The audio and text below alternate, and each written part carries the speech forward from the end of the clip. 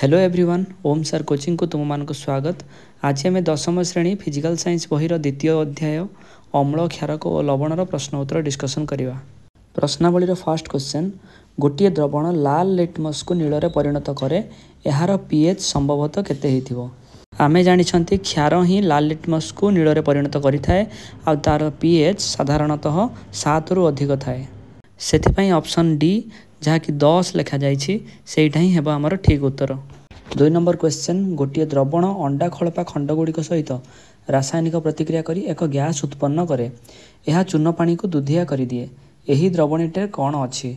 तो हेले प्रथम कथा आम जानी चून पानी को दुधिया रंग किए करे ना आमर कार्बन डाइऑक्साइड बा अंगारकाम्ल गैस।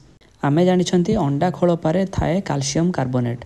तो सी क्वेश्चन पचार कैल्शियम कार्बोनेट सांगे एमती किए प्रतिक्रिया करे जमती कि आमर कार्बन डाइऑक्साइड सृष्टि हुए, ताहले यार आंसर हम HCl बा hydrochloric acid. 3 number question, 10 millilitre NaOH बा सोडियम हाइड्रोक्साइड एक द्रवण 8 मिलीलीटर परिमाण दि जाइथिबा एक HCl द्रवण माने कि हाइड्रोक्लोरिक द्रवण द्वारा संपूर्ण भाव प्रशमित हो जाए, ताहले 20 मिलीलीटर परिमाणर सही सोडियम हाइड्रोक्साइड द्रवण को संपूर्ण भाव में प्रशमित करने आवश्यक पड़ुथिबा उक्त हाइड्रोक्लोरिक एसिड द्रवणर परिमाण केते हेबो। ताहले आमे देखिले 10 मिलीलीटर NaOH को प्रशमित होगापी आवश्यक होउछि 8 मिलीलीटर HCl। ताहले 1 मिलीलीटर NaOH पई आवश्यक होबो 8 विभक्त 10 मिलीलीटर ऑफ HCl। एबे आमे बेसिक गणित जहाँ शिखिछंती 20 मिलीलीटर NaOH पई आवश्यक होबो 8/10 गुणन 20। ताहले आमे को जदि काटिदबा ताहले उत्तर आसीबो हमर 16। ताहले 3 नंबर प्रश्नर डी हेबो सठिक उत्तर। 4 नंबर क्वेश्चन, निम्नलिखित औषध गुड़िक मध्यरु केउंटी अजीर्ण रोग को चिकित्सा करबा पई व्यवहार करा जाए, ताहले यार उत्तर हेबो ऑप्शन सी प्रति अम्ल। 5 नंबर क्वेश्चन, रासायनिक प्रतिक्रिया पई शब्द समीकरण एवं तापर समतुल समीकरण लेख। मु एठारे सबु रासायनिक प्रतिक्रियार समीकरण सहज भाव में लिखि देइछि। ए रे देइछि जिंक प्लस लघु सल्फ्यूरिक एसिड, आमर उत्पाद सृष्टि हेबो जिंक सल्फेट एवं हाइड्रोजन। बी रे देइछि मैग्नेशियम प्लस लघु हाइड्रोक्लोरिक एसिड, एठारे उत्पाद सृष्टि हेछि मैग्नेशियम क्लोराइड एवं हाइड्रोजन। सी रे देइछि एल्युमिनियम प्लस लघु सल्फ्यूरिक एसिड, आमर उत्पाद सृष्टि हेबो एल्युमिनियम सल्फेट एवं हाइड्रोजन। ऑप्शन डी रे लुहा प्लस लघु हाइड्रोक्लोरिक एसिड, उत्पाद सृष्टि हेछि आयरन क्लोराइड एवं हाइड्रोजन। 6 नंबर क्वेश्चन, अल्कोहल एवं ग्लुकोज भली यौगिक गुड़िकर मध्य हाइड्रोजन अच्छी किंतु सेगुड़ी को अम्ल श्रेणीभुक्त करा जाय नाही, एहाको प्रमाण करबा पई एक तुम पई काम परीक्षा वर्णना कर। ताहेले आरंभ करबा एक छोटिया परीक्षण रु। आमे जदि नील लिटमस पेपर को नहीं अल्कोहल किंबा ग्लुकोज रे बुड़ाइबा ताहले रंगरे किछि भी परिवर्तन हेउ नाही, ताहेले आमे जानिले ए दुईटी जाक अम्ल नुहंती। आमे आउ एक परीक्षण मध्य करि परिबा। आमे एठारे दुईटी अलगा अलगा बिकर नेबा, गोटिए बिकर रे हमर ग्लुकोज रो जलीय द्रवण नेबा एवं आउ गोटिए बिकर रे अल्कोहल नेबा।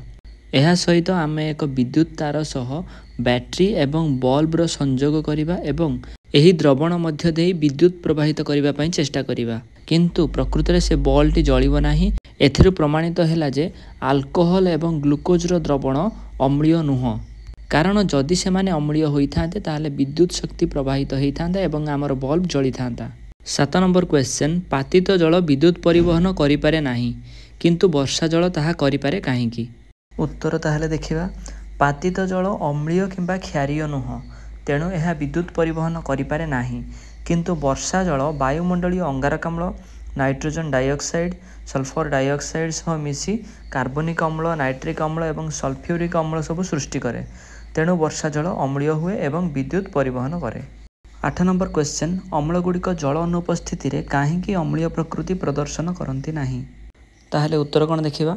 अम्ल गुड़िक जल रे वियोजित होई H+ आयन देइथांती, किंतु जलर अनुपस्थिति रे वियोजित होई पारंती नाही किंबा H+ आयन मध्य देई पारंती नाही, तेणु अम्लीय प्रकृति प्रदर्शन करती नाही।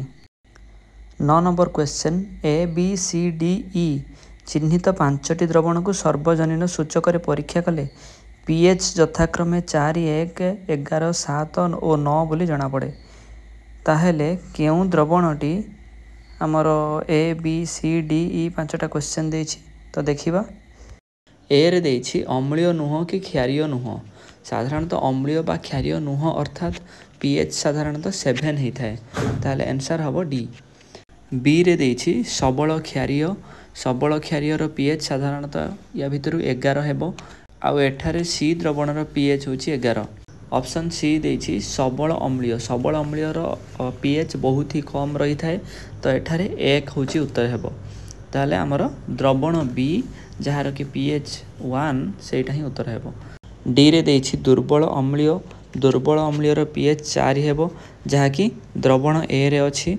तापरे ई रे देइछि दुर्बल क्षारीय पीएच 9 हेबो जहा कि ई द्रवण रे अछि। ता सहित आ गोटे क्वेश्चन देइछि पीएच गुडी को हाइड्रोजन आयन गाढ़तार वृद्धि क्रम रे सजाई लेख। ताहेले हाइड्रोजन आयन रो गाढ़तार वृद्धि क्रम अर्थात जोथिरे हमर हाइड्रोजन रो परिमाण सबुठारो कम ताको आग लिखिबा तापरे धीरे धीरे बढ़ी जीव हाइड्रोजन रो आयन रो गाढ़ता। ताहेले सही दृष्टि पीएच 11 को प्रथमे लिखिबा तापरे पीएच 9 पीएच 7 तापरे पीएच 4 एवं सभा शेष रे रहिबो पीएच 1 जहाँ भितरे हाइड्रोजन आयन रो परिमाण बहुत ही अधिक थाए। 10 नंबर क्वेश्चन देइछि समान लंब विशिष्ट मैग्नेशियम पात परीक्षा नली ए और बी रे निया जाइछि। हाइड्रोक्लोरिक एसिड परीक्षा नली ए रे जोग करा जाइथिबा बेले एसिटिक एसिड परीक्षा नली बी रे मिशा जाइछि। परीक्षा नली दुईटी रे उभय अम्लर परिमाण और गाढ़ता समान। ताहेले केउ परीक्षा नली रे गैस अधिक तीव्र बेगरे बुदबुद होई बाहरिबो एवं काहेकि। यार उत्तर हेबो परीक्षा नली ए रे गैस अधिक तीव्र बेगरे बुदबुद होई बाहरिबो कारण हाइड्रोक्लोरिक एसिड एक सबल अम्ल एवं यह संपूर्ण वियोजित होई हाइड्रोजन आयन किंबा हाइड्रोनियम आयन देई थाए किंतु एसिटिक एसिड एक दुर्बल अम्ल कारण यह जलीय द्रवण रे आंशिक वियोजित होई थाए। 11 नंबर क्वेश्चन तटका क्षीरर पीएच 6 अटे यह दही रे परिणत हेउथिबा बेले यार पीएच किपरि बदलुथिबो बोली तुमे भाबुछ उत्तर बुझाई लेख। दही क्षीर ठारू अधिक अम्लीय सेथिपाई तार पीएच 6 रु ह्रास पाइबो। जेतेबेले क्षीर दही रे परिणत हुए क्षीर रे थिबा लैक्टोज शर्करा किण्वन द्वारा लैक्टिक अम्ल रे परिणत हुए। एही लैक्टिक अम्ल दही को अम्लीय करि दिए। 12 नंबर क्वेश्चन जड़े क्षीरवाला तटका क्षीर रे खूब कम परिमाणर खाइबा सोडा मिसाए।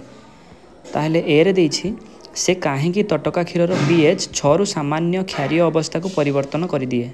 उत्तर हेबो पीएच ह्रास पाइले क्षीर सहजरे खट्टा होई जाए। यह नहेबा पई क्षीरवाला तटका क्षीर रे अल्प खाइबा सोडा मिसाए यह क्षीर को क्षारुआ करि दिए जहा फल रे क्षीर खट्टा होई छिंडी जाए नाही।